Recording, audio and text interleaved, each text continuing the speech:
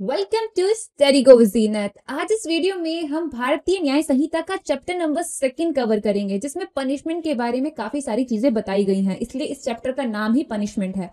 इस चैप्टर में सेक्शन 4 से लेकर 13 तक के प्रोविजन दिए गए हैं। तो इस चैप्टर के बजाय ना आईपीसी में हुआ करता था चैप्टर नंबर 3, जिसमें होते थे सेक्शन नंबर 53 से लेकर 75 तक के प्रोविजन। तो बीएनएस के ये जो सेक्शंस यहाँ पर मेंशन है, ये सेक्शंस आईपीसी के इन सेक्शंस को रिप्लेस किए हैं। एक बार आप स्क्रीनशॉट लेकर पढ़ लेना। तो जो चला गया उससे हमें कोई मतलब नहीं है, जो अब है वो हमने आज के वीडियो में कवर करना है, यानी कि सेक्शन 4 से लेकर सेक्शन 13 तक के बीएनएस के प्रोविजन। बाकी जैसे कि मैंने बीएससी का बुक लॉन्च किया था, फिर अब मैंने बीएनएस का भी बुक लॉन्च कर दिया है। जिस भी एग्जाम में आपके ये सब्जेक्ट पूछे जाने वाले हैं, हर एक एग्जाम में ये जितनी भी बुक्स मैं लॉन्च कर रही हूँ वो हेल्पफुल रहने वाली है। कोई भी बुक या कोई भी पीडीएफ नोट वगैरह अगर वो अवेलेबल है, आपको परचेज करना है, तो उसके लिए आप सिंपली यहाँ पर स्क्रीन पर मेरा व्हाट्सएप नंबर दिख रहा होगा, उस व्हाट्सएप नंबर को सेव करके मेरी व्हाट्सएप प्रोफाइल में जाओ। प्रोफाइल में आपको कैटलॉग का ऑप्शन मिलेगा, जिसमें सारे सब्जेक्ट मेंशन है जिनके नोट्स या हार्ड कॉपी अवेलेबल हैं।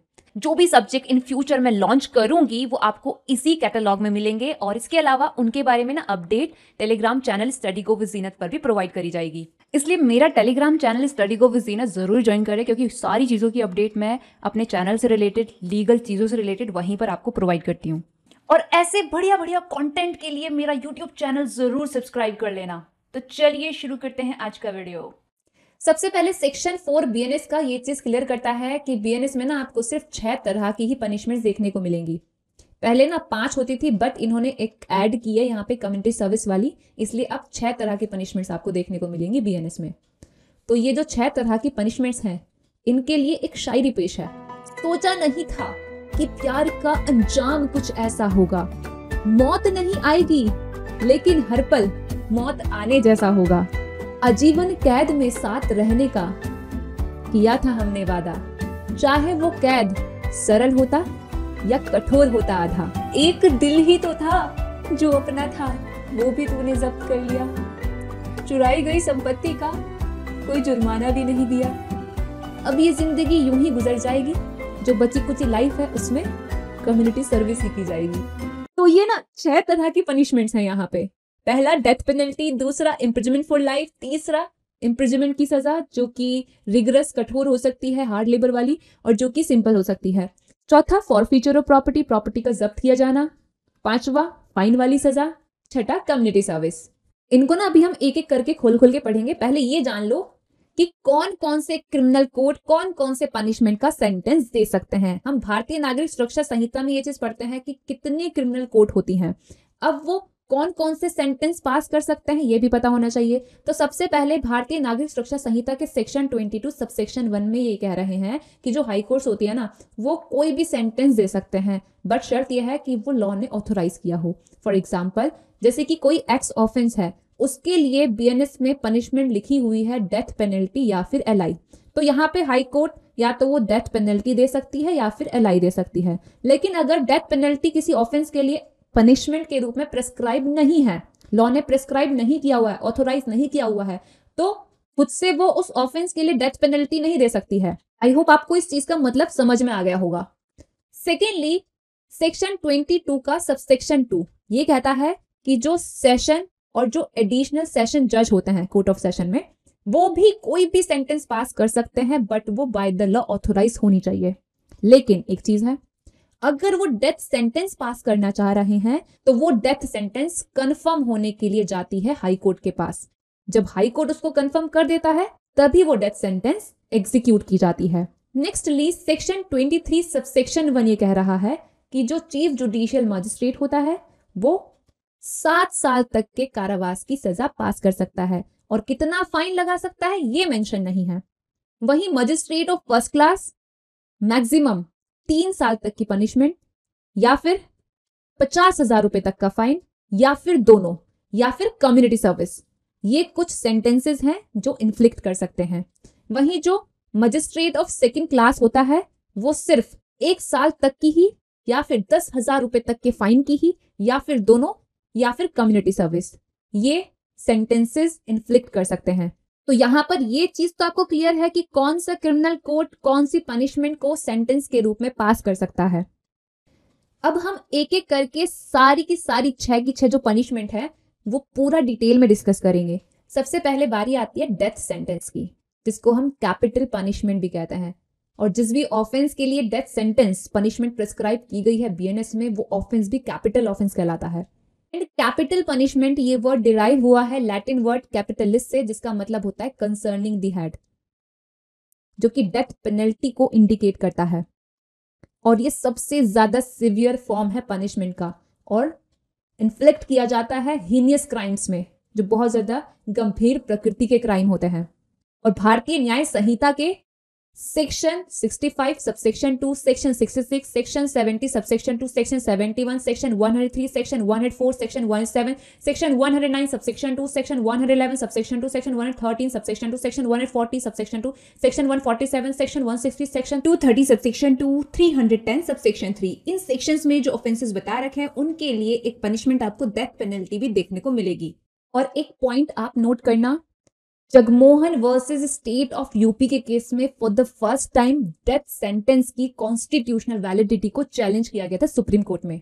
तो अब आप बोलोगे कि डेथ सेंटेंस क्यों दे सक रहे हैं, हमें तो इंडियन कॉन्स्टिट्यूशन के आर्टिकल 21 में जीने का अधिकार मिला हुआ है, तो ये अधिकार हमसे छीना कैसे जा सकता है।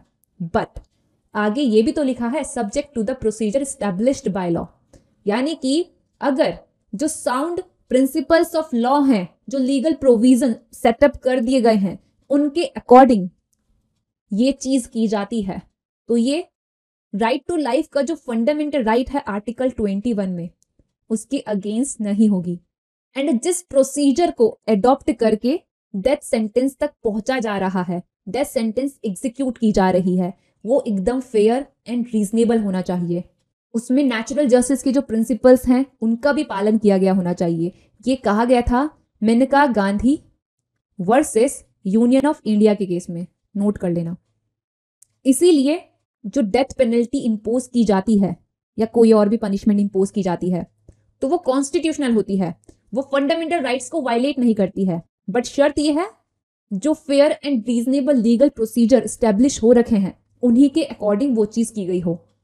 बाकी ये ध्यान रखना है कि Bachan Singh versus state of Punjab के केस में ये कहा गया था कि death sentence rarest of the rare case में ही अवॉर्ड की जा सकती है, जैसे कि निर्भया रेप केस हो गया, अजमल कसाब का केस हो गया, और इस तरह के कई केसेस आप एग्जाम्पल्स के लिए साइट कर सकते हो।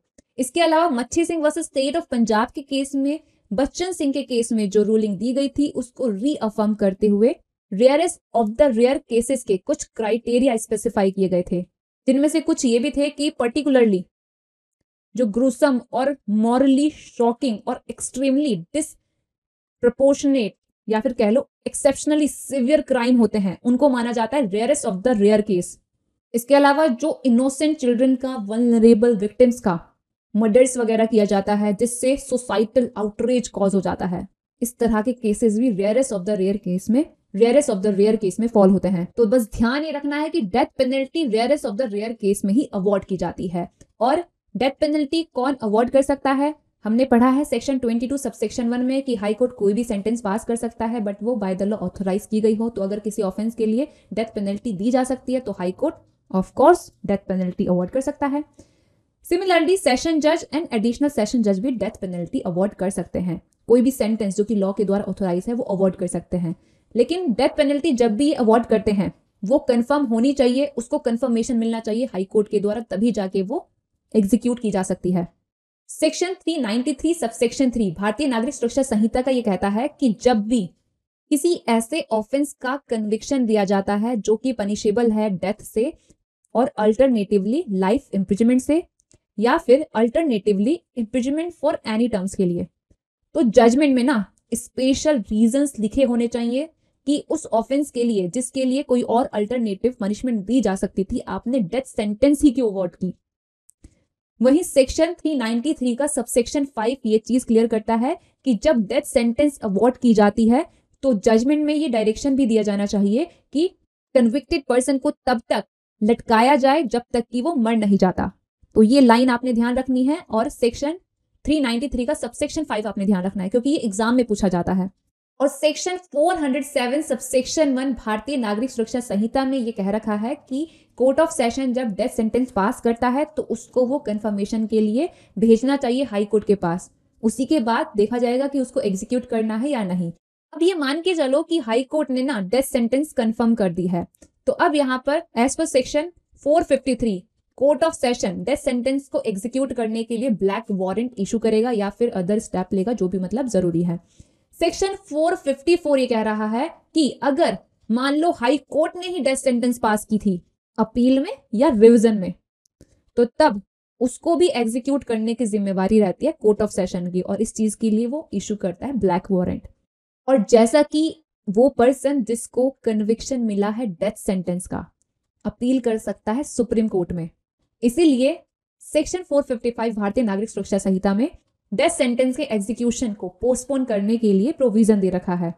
वहीं अगर अपील अनसक्सेसफुल हो जाती है तो तब मर्सी पिटीशन भी लगाई जा सकती है प्रेसिडेंट ऑफ इंडिया के पास या फिर रिस्पेक्टिव स्टेट के गवर्नर के पास। ये कहा गया था Shatrughan Chauhan versus Union of India 2014 के केस में। और डेथ सेंटेंस वाले केसेस के लिए अलग से मर्सी पिटीशन का एक सेक्शन आपको देखने को मिलेगा, सेक्शन नंबर 472 भारतीय नागरिक सुरक्षा संहिता में, जो कि न्यू चीज है, पहले सीआरपीसी में ये चीज नहीं होती थी। वहीं सेक्शन 456 भारतीय नागरिक सुरक्षा संहिता का ये कहता है कि अगर किसी ऐसी महिला को डेथ सेंटेंस दिया गया है जो कि भाई प्रेग्नेंट है, तो तब हाईकोर्ट उसके सेंटेंस को कम्यूट कर सकता है इम्प्रिजनमेंट फॉर लाइफ में। वहीं सेक्शन 5 भारतीय न्याय संहिता का ये कहता है कि बीएनएस में किसी एक पनिशमेंट को दूसरे फॉर्म ऑफ पनिशमेंट में बिना ऑफेंडर की कंसेंट के भारतीय नागरिक सुरक्षा संहिता के सेक्शन 474 को ध्यान में रखते हुए एप्रोप्रिएट गवर्नमेंट के पास अथॉरिटी है सेंटेंसेस का कम्यूटेशन करने की, मतलब एक फॉर्म ऑफ पनिशमेंट को दूसरे फॉर्म ऑफ पनिशमेंट में चेंज करने की। वहीं एक्सप्लेनेशन ये क्लियर कर रही है कि अगर डेथ सेंटेंसेस वगैरह या कोई अदर ऑफेंसेस ऐसे लॉज से संबंधित हैं जिन पर यूनियन की एग्जीक्यूटिव पावर एक्सटेंड हो रही है, तो तब कम्यूटेशन करने की पावर होगी सेंट्रल गवर्नमेंट को। वहीं अगर स्टेट की एग्जीक्यूटिव पावर एक्सटेंड हो रही है तो तब कम्यूटेशन की पावर होगी स्टेट गवर्नमेंट को। एंड अगर डेथ सेंटेंस को कम्यूट किया जाता है तो इस चीज के रिगार्डिंग सुप्रीम कोर्ट ने recently Rabbu Sarvesh versus state of Madhya Pradesh 2024 के केस में ये कहा कि कुछ फैक्टर्स कंसीडर करने चाहिए, जैसे कि जिस समय कन्विक्टेड पर्सन ने क्राइम किया था उस समय उसकी एज क्या थी, उसकी फैमिली का सोशल एंड क्रिमिनल बैकग्राउंड, ये कुछ चीजें रेलेवेंट होती हैं while commuting the death sentence. अगला टाइप है पनिशमेंट का इम्प्रिजनमेंट फॉर लाइफ, यानी कि आजीवन कारावास की सजा। इसके बजाय पहले लिखा होता था transportation of life. Transportation of life को यहां से हटाया गया by the act number 26 of 1955 और लिखा गया इम्प्रिजनमेंट फॉर लाइफ। तो जब भी मतलब इम्प्रिजनमेंट फॉर लाइफ को कैलकुलेट किया जाता है किसी भी लीगल पर्पस से, जैसे कि सेक्शन नंबर 62 ऑफ बीएनएस के पर्पस से। सेक्शन नंबर 62 क्रिमिनल अटेम्प्ट को पनिशेबल बनाता है ना, लाइक कोई भी ऐसा अगर ऑफेंस है जिसके अटेम्प्ट के लिए अलग से पनिशमेंट नहीं दे रखी है और वो एलआई से पनिशेबल है, तो तब क्या किया जा सकता है, उसके अटेम्प्ट के मामले में सेक्शन नंबर 62 ऑफ बीएनएस में half of the LI inflict किया जा सकता है। तो अब यहां पर जब हम कैलकुलेट करेंगे इस तरह के मकसदों के लिए एलआई को, तो as per section 6 of BNS वो इक्विवेलेंट होगी 20 सालों के कारावास के, अनलेस स्टेटेड अदरवाइज। कहीं पे अगर कुछ और लिखा है तो उसके इक्विवेलेंट होगी एलआई। जैसे कि कई सारे ऑफेंसेस में बीएनएस में आप देखोगे, मोस्टली रेप वाले ऑफेंसेस में जो एलआई है वो एक्सटेंडेबल होती है till the natural life of the offender. इस तरह से अगर कहीं और कुछ लिखा है तो फिर उसके अकॉर्डिंग होगी। ओके, बाकी ध्यान यही रखना है कि जनरल मीनिंग लाइफ इम्प्रिजनमेंट का होता है कारावास की सजा से जिसमें कन्विक्टेड पर्सन की पूरी लाइफ बीतने वाली है। ये कहा गया था Gopal Vinayak Godse versus state of Maharashtra के केस में and Ravindra versus Union of India 2022 के केस में भी। बाकी काफी सारे ऑफेंसेस है बीएनएस में जिनमें आप देखोगे लाइफ इम्प्रिजनमेंट पनिशमेंट के रूप में, जैसे कि under section 30, section 64, 65, 66, 70, 71, 80 subsection 2, 89, 90 subsection 1, 103, 104, 105, 107, 109 and बहुत सारे सेक्शंस। तो ये तो हो गई आपके आजीवन कारावास की सजा। अगला टाइप है पनिशमेंट का इम्प्रिजमेंट यानी कि कारावास की सजा, जो कि आजीवन कारावास से अलग है। आजीवन कारावास सिर्फ रिगरस टाइप का होता है, वहीं जो कारावास की सजा होती है उसके दो टाइप होते हैं, रिगरस एंड सिंपल। कारावास की सजा सबसे कम आपको देखने को मिलेगी 24 आवर्स की, अंडर सेक्शन 355 ऑफ बीएनएस। वहीं सबसे ज्यादा बीएनएस में जो कारावास की सजा का पीरियड है वो है 20 इयर्स। उसके बाद तो आपका एलआई आता है, तो वो अलग चीज है, ठीक है। तो मिनिमम 24 आवर्स और मैक्सिमम 20 इयर्स का आपको इम्प्रिजमेंट देखने को मिलता है। और एक और टाइप होता है इम्प्रिजमेंट का जिसको हम कहते हैं सोलिटरी कन्फाइनमेंट, जिसके बारे में आप पढ़ोगे section number 11 and section number 12 of BNS में। सोलिटरी कन्फाइनमेंट बेसिकली तब अवॉर्ड किया जाता है जब इन्फ्लिक्ट किया गया हो रिगरस इम्प्रिजमेंट। तो रिगरस इम्प्रिजमेंट आखिर होता क्या है? ऐसा इम्प्रिजमेंट जिसमें आपसे हार्ड लेबर करवाया जाता है, आपकी कंसेंट के बिना मेहनत मजदूरी करवाई जाती है। ऐसे ही आपको वहां पे खाने पीने को नहीं मिलेगा, काम करना पड़ेगा। और ये जो बिना कंसेंट के आपसे हार्ड लेबर कराया जा रहा है, ये बेगार या फोर्स्ड लेबर के बराबर नहीं होता है, जो कि आर्टिकल 23 ऑफ इंडियन कॉन्स्टिट्यूशन में प्रोहिबिट होता है। That's why rigorous imprisonment article 23 of Indian constitution का वायलेशन नहीं करती है। और काफी सारे सेक्शंस में आप देखोगे अलग से लिखा हुआ कि यहाँ पे रिगरस इम्प्रिजमेंट मिलेगी, जैसे कि ये सेक्शंस यहाँ पर मेंशन है। दूसरा टाइप है सिंपल इम्प्रिजमेंट का, जब इम्प्रिजमेंट में आपको हार्ड लेबर करने के लिए नहीं बोला जाता है, वो टाइप होता है इम्प्रिजमेंट का सिंपल। और इन सेक्शंस में बीएनएस में मिलती है सिर्फ सिंपल टाइप की इम्प्रिजमेंट। सवाल ये आता है कि क्या ऐसा हो सकता है कि जो कारावास की सजा दी गई है वो पूरी की पूरी रिगरस और सिंपल, या फिर पार्टली रिगरस और पार्टली सिंपल हो सकती है? तो इसका आंसर देता है सेक्शन नंबर 7 ऑफ बीएनएस, जो कि ये कहता है कि आप देखोगे बीएनएस में काफी सारे ऐसे ऑफेंसेस मेंशन है जिनमें ना बताया नहीं गया है कि जो इम्प्रिजमेंट दी जाएगी वो रिगरस ही होनी चाहिए या वो सिंपल ही होनी चाहिए।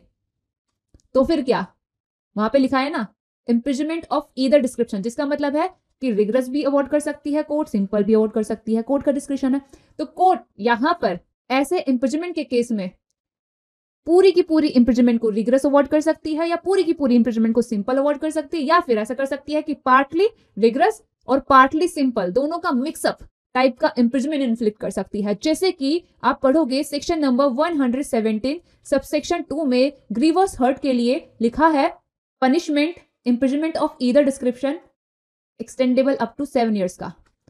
तो अब यहां पर टाइप नहीं बताया है कि रिगरस अवॉर्ड करनी है या सिंपल करनी है, तो कोर्ट 7 के 7 साल पूरे के पूरे रिगरस अवॉर्ड कर सकती है, या फिर पूरे के पूरे सिंपल अवॉर्ड कर सकती है, या फिर 7 इयर्स का half rigorous and half simple. इस तरह से अपने डिस्क्रिप्शन के अकॉर्डिंग कोर्ट इम्प्रिजमेंट का टाइप इन्फ्लिक्ट कर सकती है।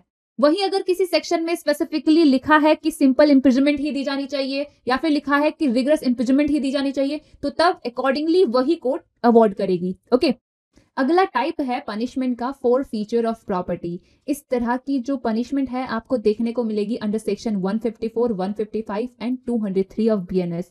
क्या होता है? ये ऐसा लीगल प्रोसेस होता है जिसके तहत किसी पर्टिकुलर क्राइम की पेनल्टी के रूप में, जैसे कि ये सेक्शंस में मेंशन है, इन क्राइम की पेनल्टी के रूप में जो ऑफेंडर है उससे प्रॉपर्टी की ऑनरशिप ले ली जाती है या फिर प्रॉपर्टी सीज कर ली जाती है बाय द गवर्नमेंट। ओके, इसको कहते हैं हम प्रॉपर्टी का जब्त किया जाना। लेकिन अगर जो वेपन्स वगैरह हैं वो सीज किए जा रहे हैं, उनका कॉन्फिस्केशन किया जा रहा है, तो ये चीज यहाँ पर फॉर फीचर ऑफ प्रॉपर्टी के अंदर नहीं आता है। ये चीज आपने ध्यान रखनी है। बाकी आईपीसी में ना पहले 2 सेक्शंस हुआ करते थे, section number 61 and section number 62, जो कि एब्सोल्यूट फॉर फीचर की बात करते थे। इन दोनों सेक्शंस को by the act number 16 of 1921 IPC से हटा दिया गया था। अगला पनिशमेंट का टाइप है फाइन यानी कि जुर्माना। और जब भी आप बीएनएस में फाइन वाला पनिशमेंट पढ़ोगे तो साथ में ना भारतीय नागरिक सुरक्षा संहिता के ये सेक्शन 461 से लेकर 464 एंड 471 ये भी लिंक कर लेना। आप बीएनएस में कई बार देखोगे कि कई ऑफेंसेस में लिखा है कि पनिशमेंट मिल सकती है इतने इतने इम्प्रिजमेंट की या फिर इतने इतने फाइन की या फिर दोनों की। तो ऐसे मामलों में ना कोर्ट को डिस्क्रिप्शन होता है कि कोर्ट या तो इम्प्रिजमेंट की सजा दे दे या फिर फाइन की दे दे या दोनों ही दे दे। कई बार ना ऐसा होता है कि लिखा होता है इम्प्रिजमेंट प्लस फाइन, तो तब इम्प्रिजमेंट के साथ साथ फाइन लगाना ही पड़ता है कोर्ट को। कई बार ऐसा लिखा होता है कि सिर्फ फाइन से पनिशेबल है, तो तब फाइन ही लगाना पड़ता है कोर्ट को। कई बार फाइन का अमाउंट मेंशन होता है तो उतना अमाउंट कोर्ट लगा सकती है जितना फाइन का मेंशन है। कई बार अमाउंट मेंशन ही नहीं होता है तो तब कोर्ट के पास डिस्क्रिप्शन होता है अनलिमिटेड फाइन। अपनी कॉम्पिटेंसी को ध्यान में रखते हुए अवॉइड करने का।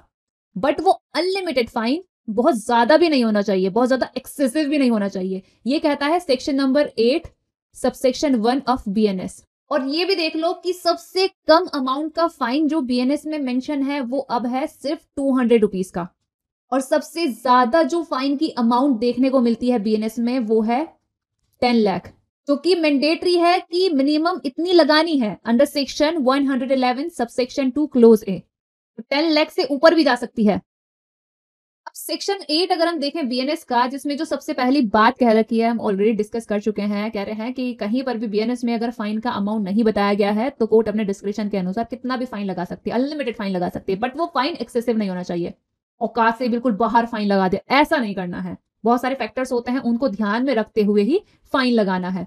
अब सबसेक्शन 2 क्या कह रहा है? सबसेक्शन 2 ये कह रहा है कि अगर जो ऑफेंस कमिट किया है किसी पर्सन ने, वो ऑफेंस पनिशेबल है इम्प्रिजनमेंट एंड फाइन दोनों के साथ, और ऑफेंडर को सेंटेंस दिया गया है फाइन का, चाहे उसके साथ इम्प्रिजनमेंट उसको लगाया गया है या नहीं लगाया गया है, या फिर ऑफेंस पनिशेबल है या तो इम्प्रिजनमेंट से या फिर फाइन से या फिर सिर्फ फाइन से, और ऑफेंडर को सेंटेंस दिया गया है फाइन का।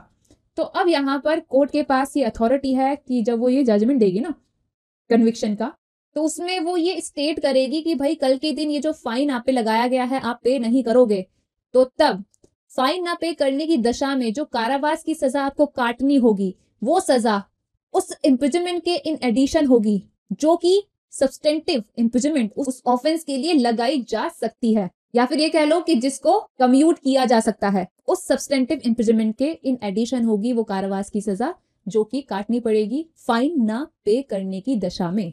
अब यहाँ पर आप बीएनएस में कई जगह ये देखते हो कि किसी ऑफेंस के लिए जो पनिशमेंट है वो इस तरह से लिखी होती है, इम्प्रिजनमेंट या फिर फाइन या फिर बोथ, और कई जगह लिखा होता है imprisonment as well as fine. तो इस तरह के ऑफेंसेस जिनका पनिशमेंट इम्प्रिजनमेंट भी हो सकता है, तो उन ऑफेंसेस में अगर कोर्ट ने फाइन लगाया था बट फाइन पे नहीं किया अगर जाता है, तो तब फाइन ना पे करने की दशा में जो कारावास की सजा पास होगी वो कितनी होगी? तो वो उस ऑफेंस के लिए जो लॉन्गेस्ट इम्प्रिजनमेंट लगाई जा सकती थी, उस लॉन्गेस्ट इम्प्रिजनमेंट का 1/4 ही होगी, उससे ज्यादा नहीं। फॉर एग्जाम्पल, मान के चलो किसी ऑफेंस के लिए 4 साल तक की लॉन्गेस्ट इम्प्रिजनमेंट लगाई जा सकती है, और कोर्ट ने उस ऑफेंस के मामले में पास की है सिर्फ 3 साल की सजा और फाइन लगाया है साथ ही, बट फाइन पे नहीं किया गया है।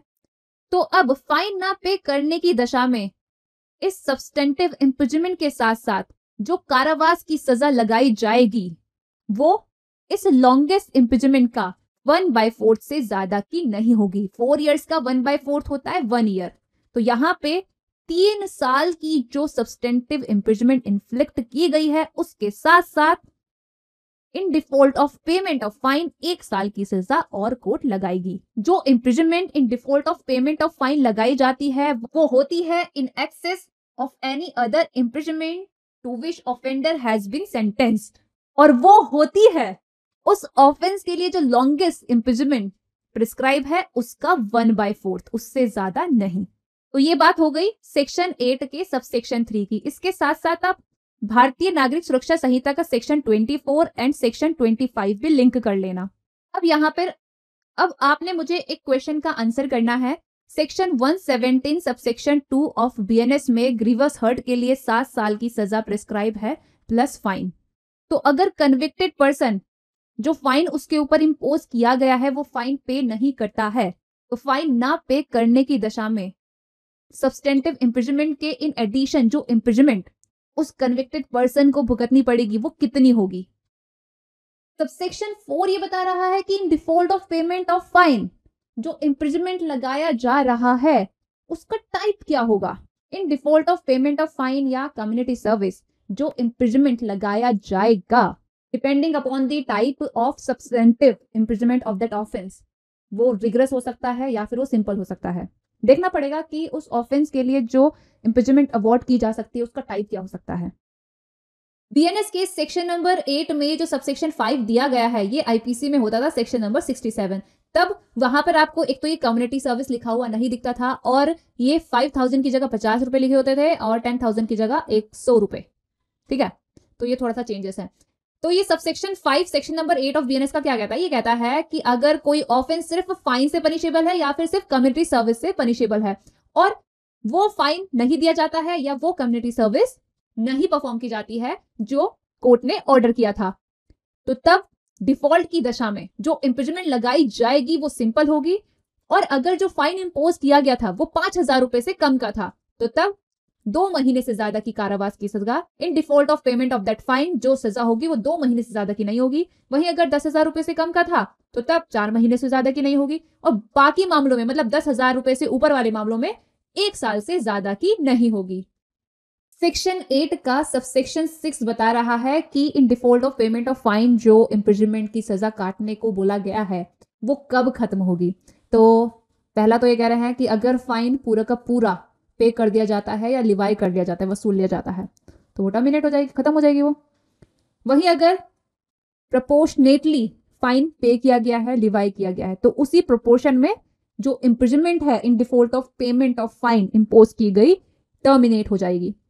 फॉर एग्जाम्पल, ए के ऊपर फाइन लगाया जाता है 10,000 रुपीज का, बट वो नहीं पे करता है, तो फिर उसको 4 महीने की सजा दी जाती है। तो ये जो अमाउंट है इसको अगर हम इन 4 मंथ में डिवाइड करें तो पर मंथ 2,500 पड़ रहे हैं। अब वो जब पहले मंथ की सजा काट रहा होता है उसी दौरान 7,500 रुपीज पे कर देता है। इट मीन्स कि उसने क्या कर दिया है, अपने 3 महीने की जो सजा उसने काटनी और है उसके प्रोपोर्शन में फाइन का अमाउंट पे कर दिया है।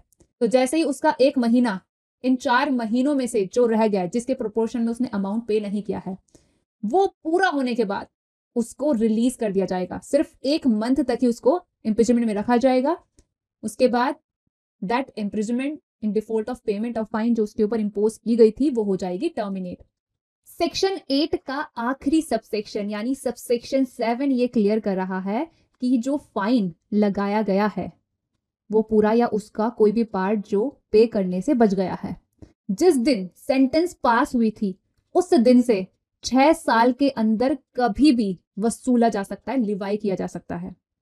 वहीं अगर जो कन्विक्टेड पर्सन है वो इम्प्रिजनमेंट की सजा काट रहा है and that imprisonment is longer than 6 years, तो जब तक कि उसकी वो इम्प्रिजनमेंट की सजा एक्सपायर नहीं होती है तब तक का पूरा टाइम है उससे फाइन को वसूलने का। तीसरी बात यहां पर ये कह रहा है कि अगर ऑफेंडर की डेथ भी हो जाए तब भी जो उसकी फाइन पे करने की लायबिलिटी है उससे वो मुक्त नहीं होता है। उसकी कोई भी प्रॉपर्टी जो उसके एलआर के पास जा रही है ऑफेंडर की डेथ के बाद, उस प्रॉपर्टी से उस फाइन की वसूली की जाएगी। ओके, बट कोई भी एलआर जो है मतलब लीगल रिप्रेजेंटेटिव जो है ऑफेंडर का जिसकी डेथ हो गई है, पर्सनली उस फाइन का पेमेंट करने के लिए लायबल नहीं होगा। सिर्फ उस एक्सटेंड तक लायबल होगा जितना की प्रॉपर्टी डिसीज्ड ऑफेंडर की उनके हाथ में आई है। तो अभी तक हमने जो traditional forms of punishment discuss किए, लाइक डेथ सेंटेंस हमने पढ़ा, इम्प्रिजनमेंट फॉर लाइफ पढ़ा, इम्प्रिजनमेंट वाली सजा पढ़ी रिगरस या फिर सिंपल, फॉर फ्रीचर ऑफ प्रॉपर्टी हमने पढ़ा, फाइन वाली सजा हमने पढ़ी। तो इन ट्रेडिशनल फॉर्म्स से अलग हटके आखिरी पनिशमेंट का टाइप है community service, which highlights non custodial restorative justice approach, जो कि रिहेबिलिटेटिव जस्टिस को रिट्रीब्यूटिव जस्टिस पर प्राथमिकता देती है, जिसके तहत ऑफेंडर्स को कोर्ट ऑर्डर करती है कि भाई आप अनपेड वर्क परफॉर्म करो, अनपेड सर्विस दो for the benefit of community. इस कॉन्टेक्स्ट में आप भारतीय नागरिक सुरक्षा संहिता के सेक्शन नंबर 23 में जो एक्सप्लेनेशन दे रखा है वो देख सकते हो। एंड 2023 में उत्तराखंड हाई कोर्ट ने Neeraj Kerola versus state of UP versus state of Uttarakhand के केस में एक पर्सन को जो कि सोशल मीडिया पर सेक्सुअल हरासमेंट कर रहा था ऑर्डर दिया था कम्युनिटी सर्विस करने का। क्या कम्युनिटी सर्विस करने का कि भाई जा तू 100 पेड़ लगा।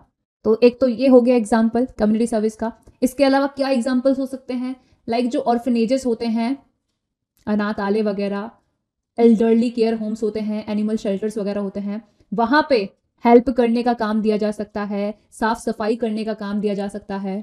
जो रिवर वगैरह होती हैं उनको क्लीनिंग करने का काम दिया जा सकता है, क्योंकि इस तरह की जो अनपेड सर्विस होंगी ना, इनसे जो कम्युनिटी है उसको बेनिफिट मिलेगा। और community service as a form of punishment BNS के सेक्शन नंबर 202, 209 226, सेक्शन 303 सबसेक्शन 2 में जो प्रोवाइजो दे रखा है वहां पे, सेक्शन 355 में, सेक्शन 356 के सबसेक्शन 2 में देखने को आपको मिल सकता है।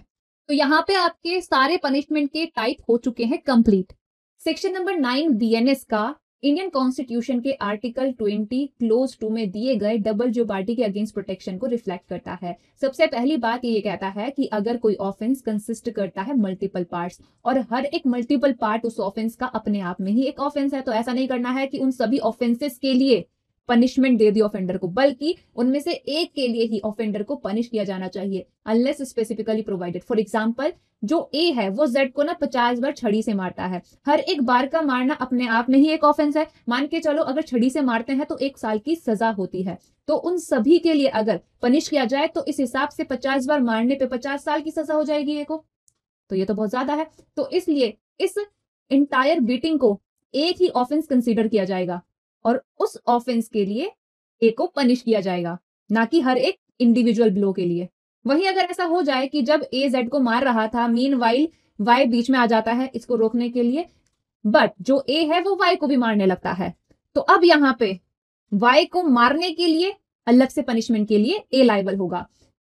दूसरी बात, सेक्शन 9 में ये कह रहे हैं कि अगर कोई एक्ट 2 अलग अलग ऑफेंसेस की लीगल डेफिनेशन में फॉल हो रहा है, तो अब ऐसा नहीं कि उन दोनों ऑफेंसेस की जो पनिशमेंट दे रखी है वो लगा दो, बल्कि क्या किया जाएगा, उन दोनों में से जो सबसे ज्यादा पनिशमेंट है ऑफेंस की उस एक्सटेंट तक ही ऑफेंडर को पनिश किया जा सकेगा।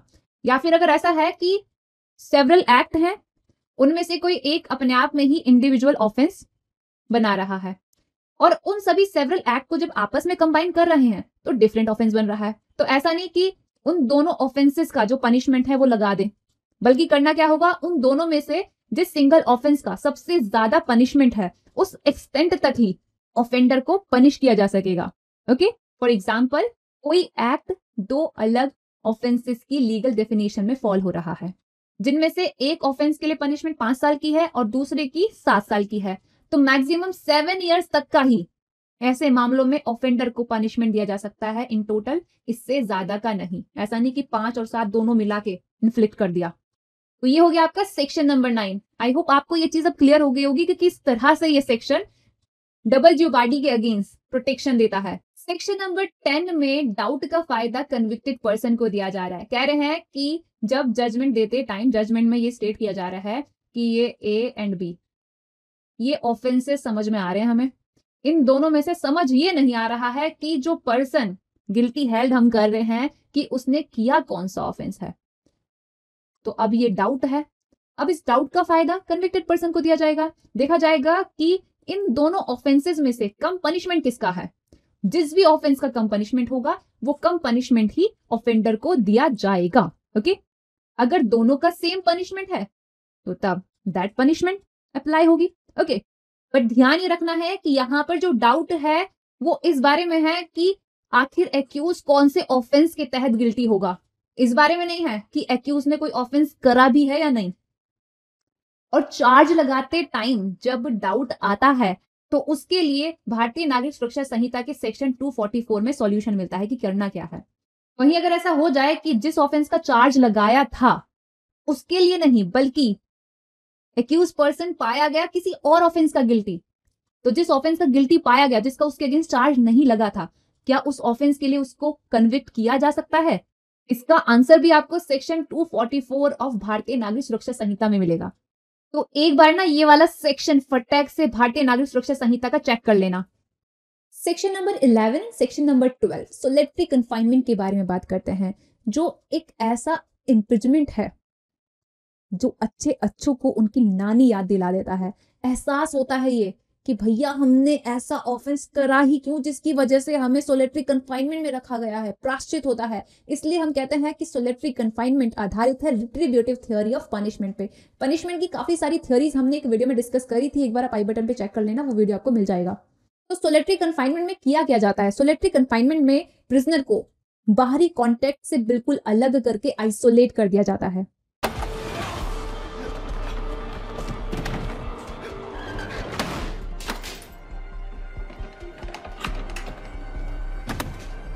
열어! 문 열어! 구두관! एक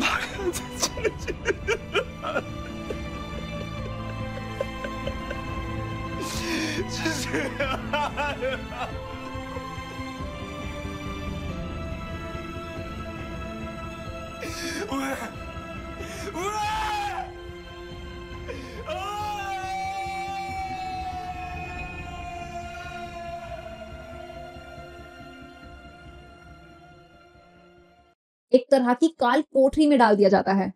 वहीं पे नीचे से सरका के खाना दिया जा रहा है। एक दरवाजा सा होता है, नीचे छोटा सा गैप होता है, वहीं से सरका के खाना दे रहे हैं।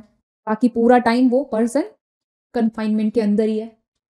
और solitary confinement as per section number 11 of BNS सिर्फ ऐसे ऑफेंसेस में दिया जाता है जो कि पनिशेबल होते हैं रिगरस इम्प्रिजनमेंट से। एंड मैक्सिमम 3 महीने तक का ही सोलिटरी कन्फाइनमेंट कोर्ट ऑर्डर कर सकती है। अगर कोर्ट ने इम्प्रिजनमेंट अवॉर्ड की है 6 महीने से कम के कारावास की, तो मैक्सिमम 1 महीने तक का ही सोलिटरी कन्फाइनमेंट दिया जा सकता है। अगर कोर्ट ने इम्प्रिजनमेंट अवॉर्ड की है 6 महीने से ज्यादा के कारावास की बट 1 साल से कम के कारावास की, तो तब मैक्सिमम 2 महीने तक का ही सोलिटरी कन्फाइनमेंट दिया जा सकता है। वहीं अगर 1 साल से ज्यादा की इम्प्रिजनमेंट दी है कोर्ट ने, तो तब 3 महीने तक का सोलिटरी कन्फाइनमेंट दिया जा सकता है। तो इन टोटल मैक्सिमम 3 महीने तक का ही सोलिटरी कन्फाइनमेंट दिया जा सकता है। ये चीज आपके एग्जाम्स में बहुत बार पूछी जा चुकी है। और जैसे कि सोलिटरी कन्फाइनमेंट सीधा माइंड पे असर डालता है, बहुत ही खतरनाक वाले अकेलेपन का एहसास दिला देता है। ऐसा लगता है कि भाई क्यों है, क्या कर रहे हैं, आखिर हो क्या रहा है हमारे साथ, पागल हो जाता है इंसान। तो इसलिए जितने टाइम के लिए सोलिटरी कन्फाइनमेंट अवॉर्ड की जाती है, ऐसा नहीं करना है कि पूरा का पूरा उस टाइम के लिए एक ही बार में सोलिटरी कन्फाइनमेंट में रख दिया, बल्कि एक बार में मैक्सिमम 14 डेज के लिए ही रखा जा सकता है। फिर या तो उतने ही दिन का या फिर उससे ज्यादा दिन का भी बीच में गैप दिया जाएगा, देन आगे सोलिटरी कन्फाइनमेंट को कंटिन्यू किया जाएगा। ओके, फॉर एग्जांपल जैसे कि 2 महीने का रिगरस इम्प्रिजनमेंट कोर्ट ने अवॉर्ड किया है और 24 दिनों के सोलिटरी कन्फाइनमेंट में रखे जाने का ऑर्डर दिया है, तो एक बार में ही ये 24 दिनों के लिए सोलिटरी कन्फाइनमेंट में नहीं रखा जाएगा, बल्कि क्या करना पड़ेगा, इनमें से मैक्सिमम 14 डेज के लिए ही एक बार में सोलिटरी कन्फाइनमेंट में रखा जाएगा। फिर 14 डेज का या इससे ज्यादा का भी गैप दिया जा सकता है। देन जो बचा हुआ पीरियड है सोलिटरी कन्फाइनमेंट में रखने का, उस पीरियड के लिए सोलिटरी कन्फाइनमेंट में रखा जाएगा। ओके, लेकिन अगर हो ये जाए कि जो इम्प्रिजनमेंट अवॉर्ड की गई है वो 3 महीने से ज्यादा की है, तो हर एक मंथ 7 दिन से ज्यादा के लिए सोलिटरी कन्फाइनमेंट में नहीं रखा जाएगा। एंड 7 दिन के लिए जब रखा गया सोलिटरी कन्फाइनमेंट में, उसके बाद या तो उतने ही दिन का या फिर उससे ज्यादा दिन का भी दिया जा सकता है।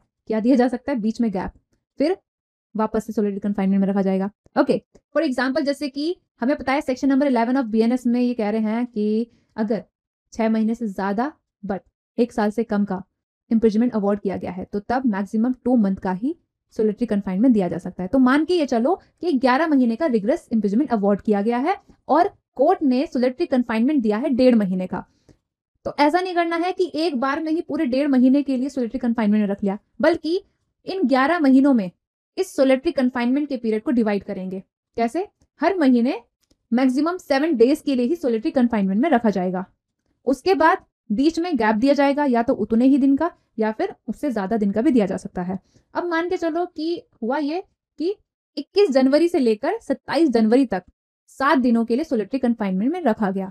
अब ऐसा नहीं करना है कि नेक्स्ट मंथ 1 फरवरी से ही सोलिटरी कन्फाइनमेंट में रख दिया, बल्कि 27 जनवरी से कम 7 दिनों का गैप दिया जाएगा, या फिर इससे ज्यादा का भी गैप दिया जा सकता है। उसके बाद आगे का जो सोलिटरी कन्फाइनमेंट का पीरियड है, इस मैक्सिमम 7 डेज के क्राइटेरिया को ध्यान में रखते हुए कंटिन्यू किया जाएगा। ओके, तो ये हो गया आपके सोलिटरी कन्फाइनमेंट वाले provisions complete. Section number 13 BNS का रिपीट ऑफेंडर्स का इलाज कर रहा है, ताकि वो एक बार ऑफेंस कमिट करने के बाद जब कन्विक्ट हो जाते हैं तो वो ये सोच के कि भाई अगली बार भी उन्हें सेम ही पनिशमेंट मिलने वाली है, दोबारा से ऑफेंस ना रिपीट करें। तो क्या इलाज कर रहा है, इलाज ये कर रहा है कि उनको इनहेंस पनिशमेंट दे रहा है सब्सिक्वेंट कन्विक्शन पे। तो सेक्शन नंबर 13 में इनहेंस पनिशमेंट को इन्वॉक करने के लिए कुछ कंडीशंस पता होनी चाहिए। पहली कंडीशन ये है कि कोई इंडिविजुअल प्रीवियसली कन्विक्ट हो चुका हो बाय द इंडियन कोर्ट किसी ऐसे ऑफेंस के लिए जो चैप्टर नंबर 10 या फिर चैप्टर नंबर 17 ऑफ बीएनएस में कम से कम 3 साल और ज्यादा से ज्यादा कितने भी इम्प्रिजनमेंट के लिए पनिशेबल है।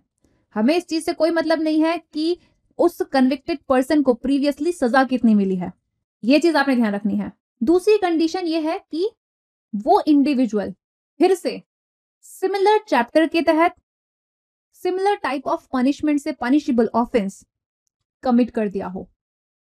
तो अब की बार सब्सिक्वेंटली जब उसको कन्विक्ट किया जाएगा, कोर्ट के पास ये ऑप्शन रहेगा कि कोर्ट उसके ऊपर या तो इम्प्रिजमेंट फॉर लाइफ इंपोज कर सकता है या फिर उतने पीरियड का इम्प्रिजमेंट जो कि रिगरस या सरल हो सकता है इंपोज कर सकता है, जो 10 सालों तक एक्सटेंड हो सकता है।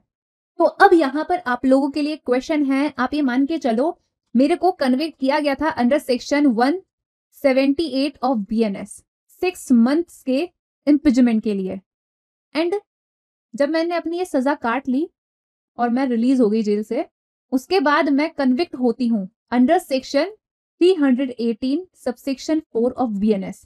तो अब क्या मुझे under section 13 of BNS enhance punishment दी जा सकती है? ये चीज आपने मुझे कमेंट सेक्शन में बतानी है। तो आज के वीडियो में पनिशमेंट वाला पूरा ये चैप्टर हो चुका है कंप्लीट। कहीं पर भी कोई डाउट रहता है कमेंट सेक्शन में पूछ लेना।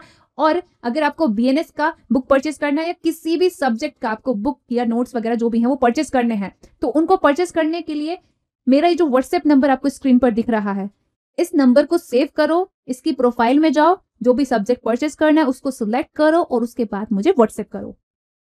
बाकी मेरा Telegram channel study go with Zeena, तो उसको जरूर ज्वाइन कर लेना। वहां पे मैं काफी सारी चीजों की लीगल अपडेट आप लोगों को पहुंचाती रहती हूँ। तो आज के वीडियो के लिए बस इतना ही रखते हैं। वीडियो अगर अच्छा लगा हो तो लाइक कर देना, चैनल को सब्सक्राइब कर देना और अपने दोस्तों के साथ वीडियो को शेयर भी कर देना। So thank you for watching my video. मिलते हैं नेक्स्ट वीडियो में।